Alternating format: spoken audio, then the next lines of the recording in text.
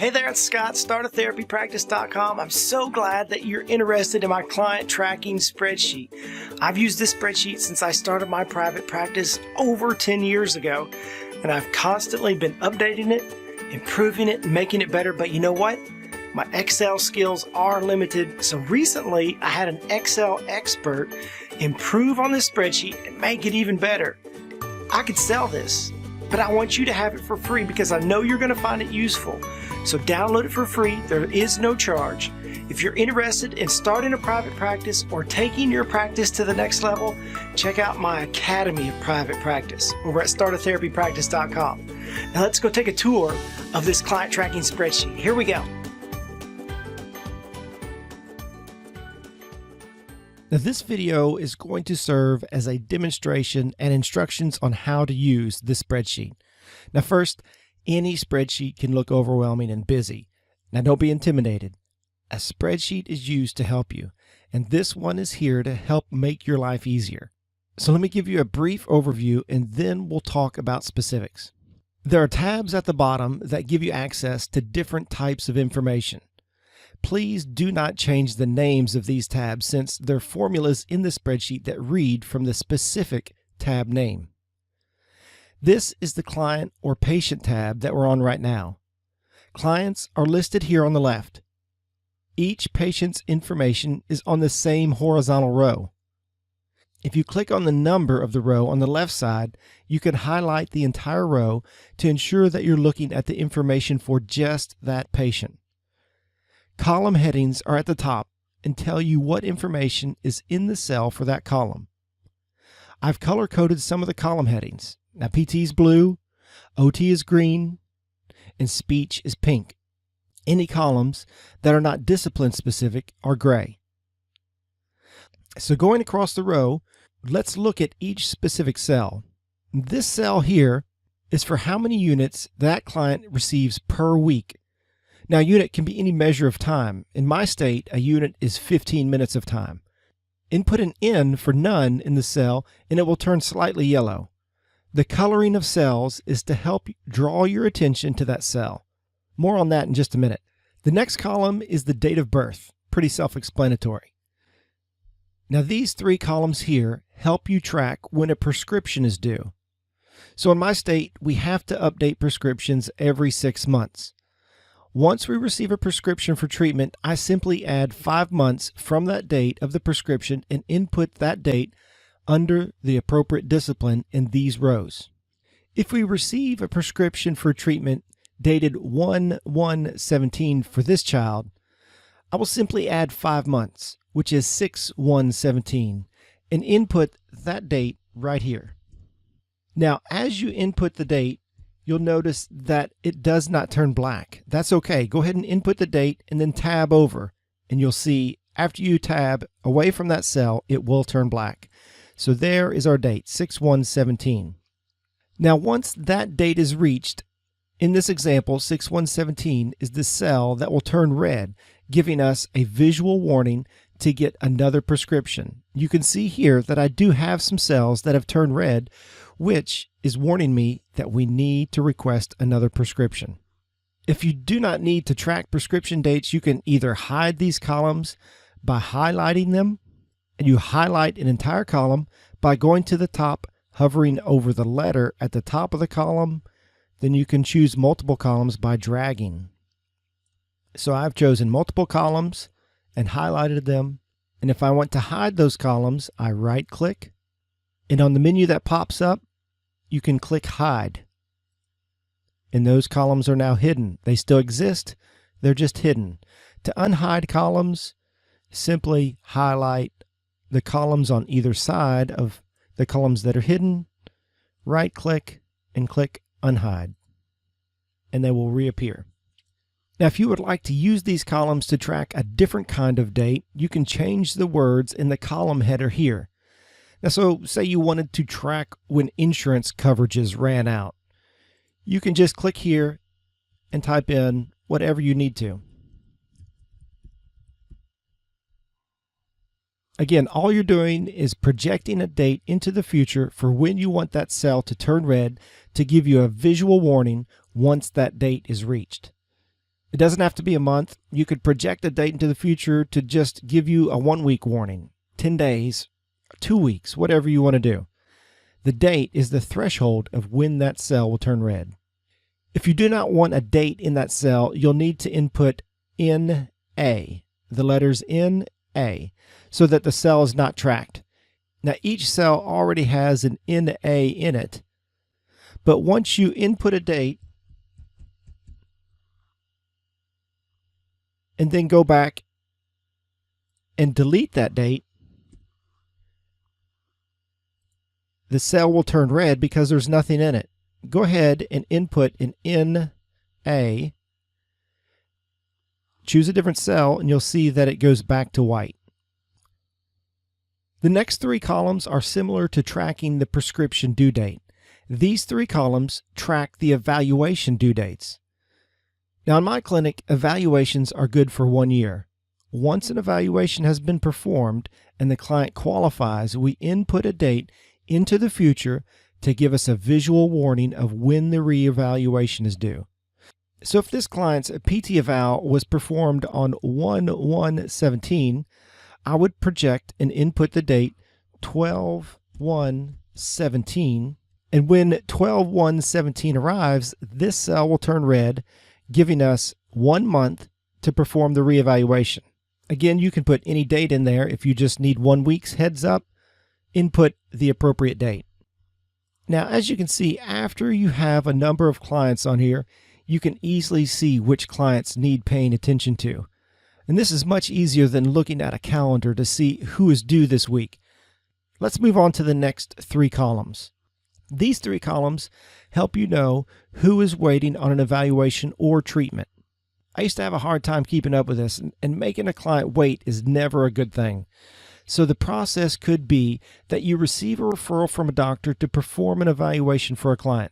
Now, maybe you just have the paperwork and the contact information. Now, someone needs to call them and set that evaluation up. If one of your therapists is to call them, you would give them the contact information and ask them to set that up. But maybe your office staff calls to set that evaluation up. Either way, you or your office staff can input a date in the near future to remind you to double check if that client received the evaluation or if they began treatment. So let's say this client was referred to you on 1/1/17. I'm going to input the date 1/5/17. And that's going to warn me that it's been 4 days. Has this client received an evaluation or began treatment? Again, you can input any projected future date here. Maybe you want to give 2 weeks before you're warned to check to see if the client's received an evaluation. I also like to use this column to let me know if I should communicate with the client. If the client's been waiting for a while, you can see here how long that's been, and then to communicate with them and let them know what the holdup is and that you've not forgotten about them.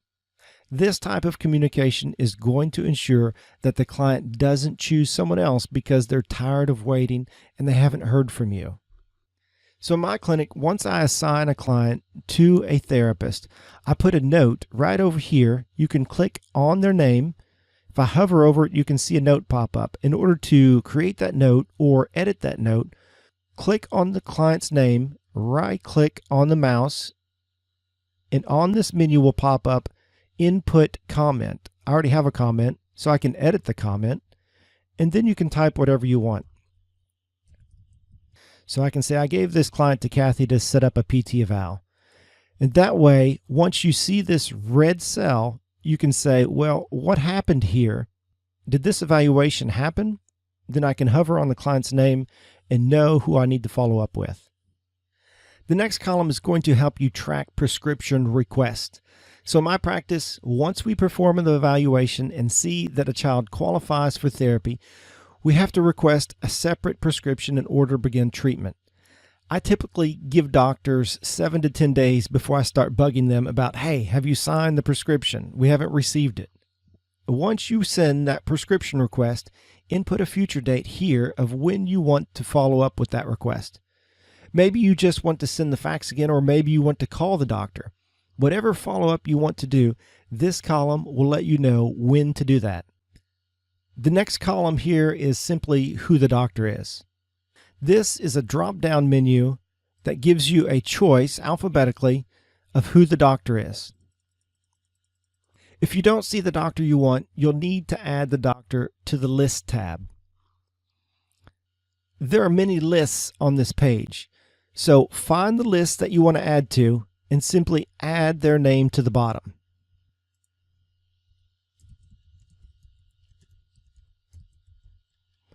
And once you do that and click away from that cell, that doctor or whoever you add to that list will be added automatically alphabetically.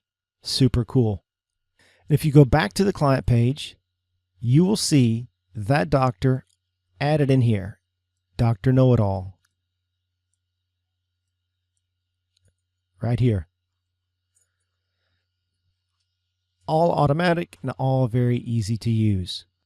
Let's scroll over and you'll notice that the top row and the first column are all frozen. In other words, they do not move. That way it's easy to see which client you're still working with. So we scroll over. These three columns are to help warn you if the evaluation report has been turned in. Now, my therapists are pretty good, but anyone can get behind on paperwork. Once the evaluation has been performed, project a date into the future here to be warned that it's been a while. Has the evaluation report been turned in? Again, you can choose any interval of time.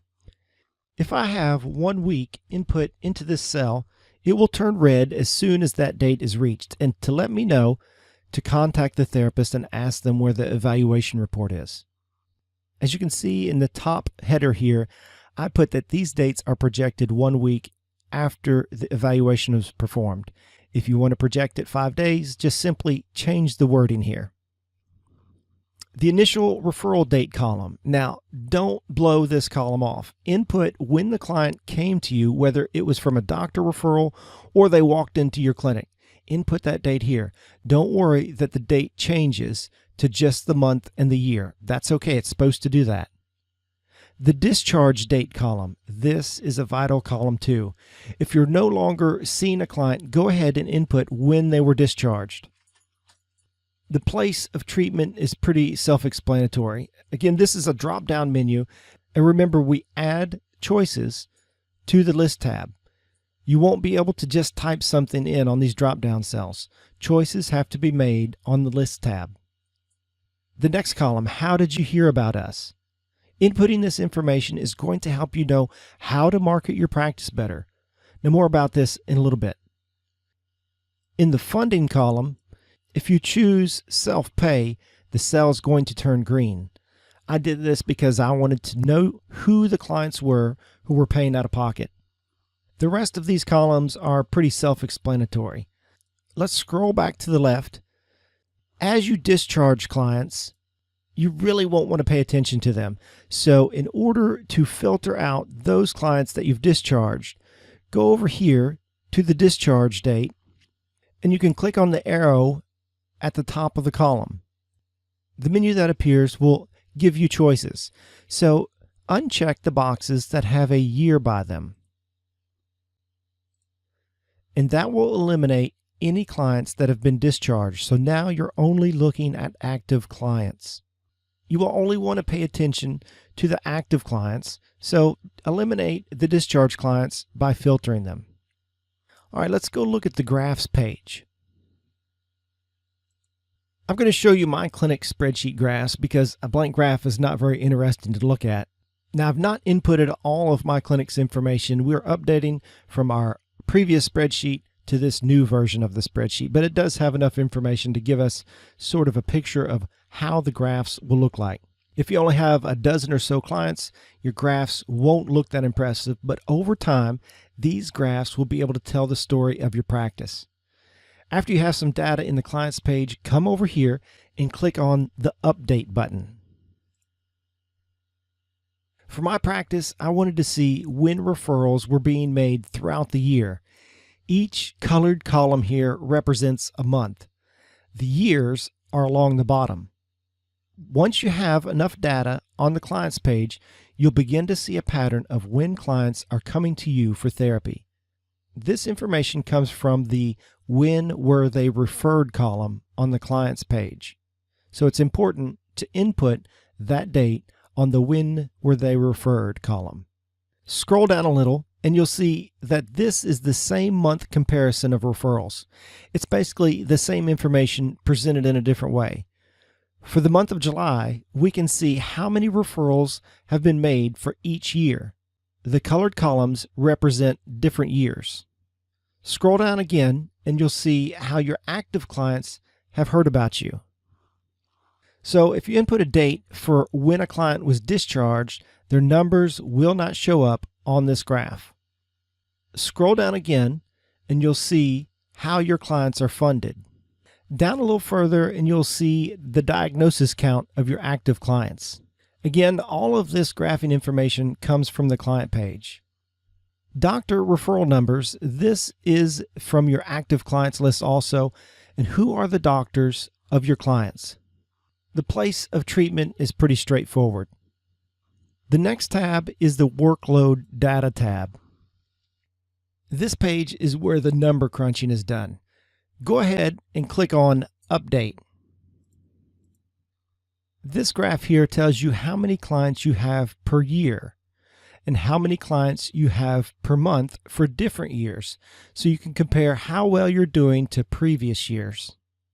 Each line here in the monthly client count represents a different year for the same reason, to see how you're doing compared to different years. If you scroll down, you can see a weekly client count, so how many clients you have per week. The weeks run along the bottom, 1 to 52, and each line is a different color representing a different year. Let's go over here to the doctor page. The doctor page is simply a place for you to list out doctors and their phone numbers, their fax numbers, along with their NPI numbers, and any notes you want to write about that doctor.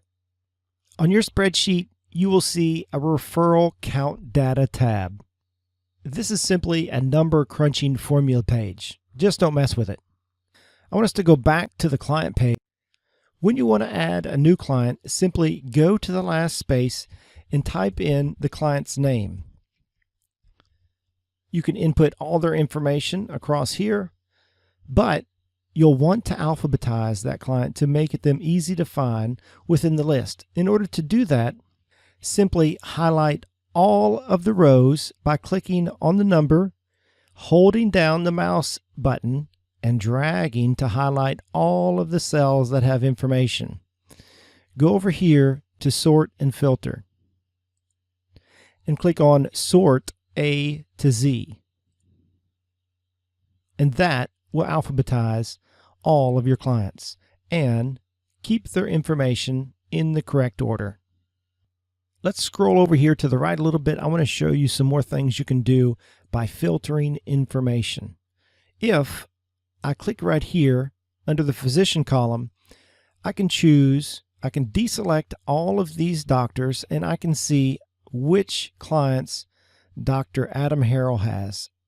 And it will filter the clients by only those who have Dr. Adam Harrell as a physician. And you can do the same for place of treatment.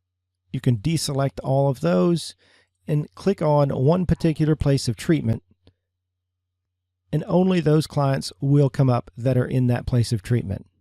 The same for treating therapist. If I only wanted to see the clients who Jennifer was treating, I could do it like that. So pretty powerful stuff there. And again, if you're going to filter like that, you're going to want to see only those clients who are active. So be sure to go over to the discharge clients and unclick those. And now you're only looking at active clients. Do that before you filter any of these other columns. That way you're only looking at active clients. All right, that's it for the tour. Be sure to check out my podcast. It's called Start a Therapy Practice. Also, I have an ebook. It's called Start and Run a Therapy Practice. And remember, my best tool for you is the Academy of Private Practice. If you have any questions, email me, Scott@startatherapypractice.com. And until next time, Godspeed to you and your private practice.